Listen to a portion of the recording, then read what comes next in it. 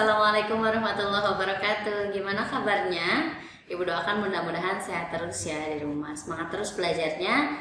Kali ini kita sudah masuk ke bab 2 nih. Judulnya adalah zaman praaksara. Nanti di zaman praaksara itu akan banyak sekali yang dibahas. Oke, sekarang kita bahas dulu ya, apa sih arti praaksara? Mungkin ada sebagian teman-teman yang sudah tahu kalau pra itu artinya sebelum, aksara itu artinya tulisan. Betul banget. Nah, jadi artinya zaman praaksara ini di mana manusia sebelum mengenal tulisan.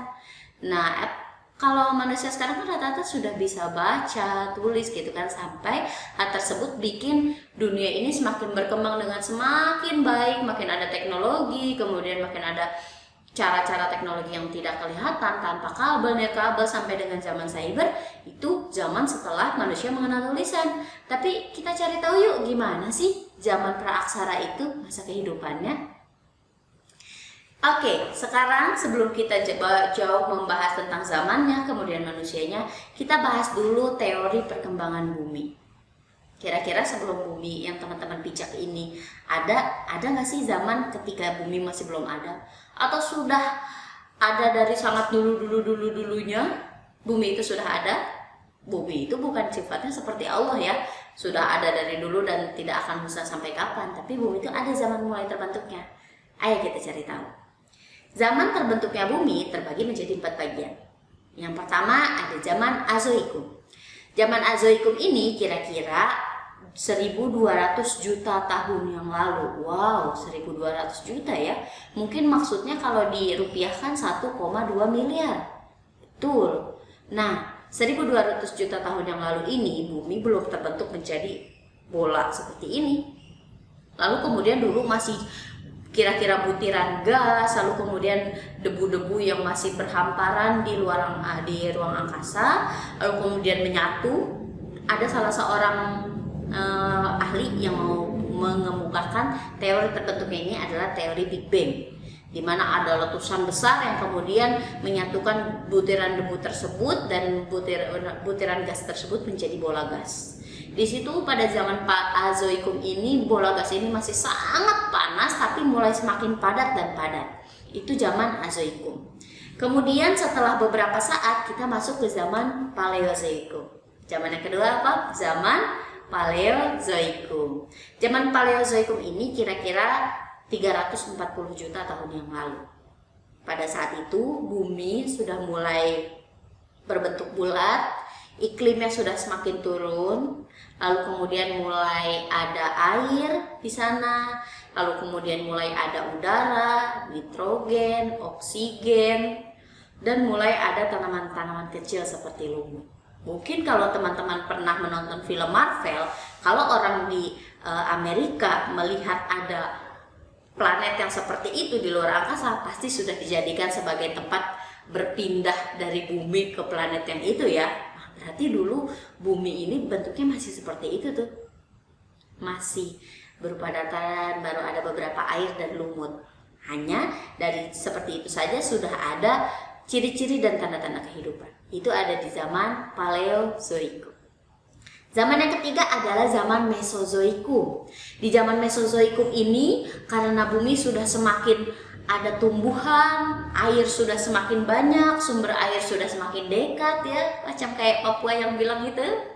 Lalu kemudian barulah timbul hewan-hewan besar dan hewan-hewan melata di bumi pada saat itu. Mungkin kalau teman-teman kenal dengan dinosaurus, zaman-zaman dinosaurus di mana ada binatang-binatang besar baik di darat, di laut, di udara gitu yang terbang, itu ada di zaman Mesozoikum. Zaman Mesozoikum ini kira-kira 140 juta tahun yang lalu.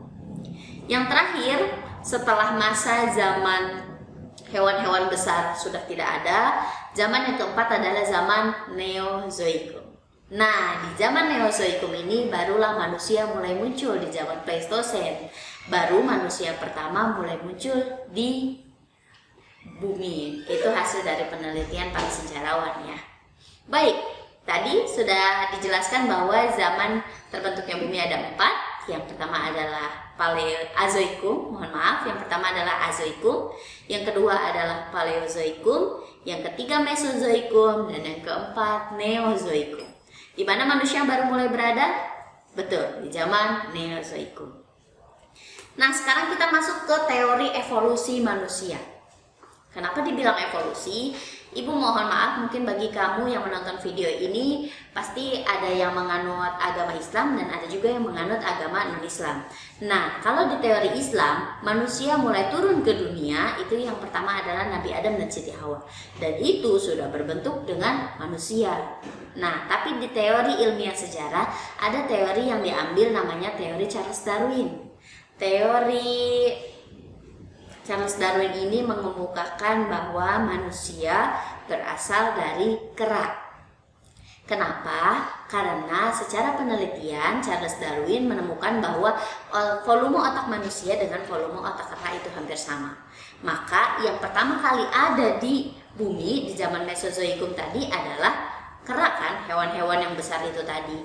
Tetapi karena manusia itu adalah adaptasi dari hewan yang kemudian beradaptasi dan menyesuaikan dengan zaman, makalah dari kera berubah menjadi manusia. Itu menurut Charles Darwin ya teman-teman, gitu.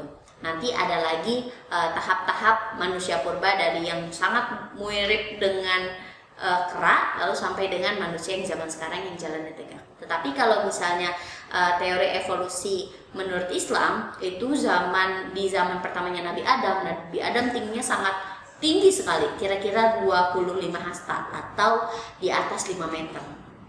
Nah, sekarang kira-kira berapa ya tinggi kita?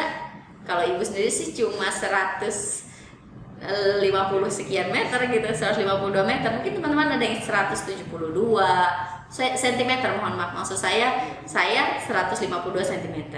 Nah, yang paling tinggi yang kita temui saja sekarang di zaman sekarang paling 190 ya.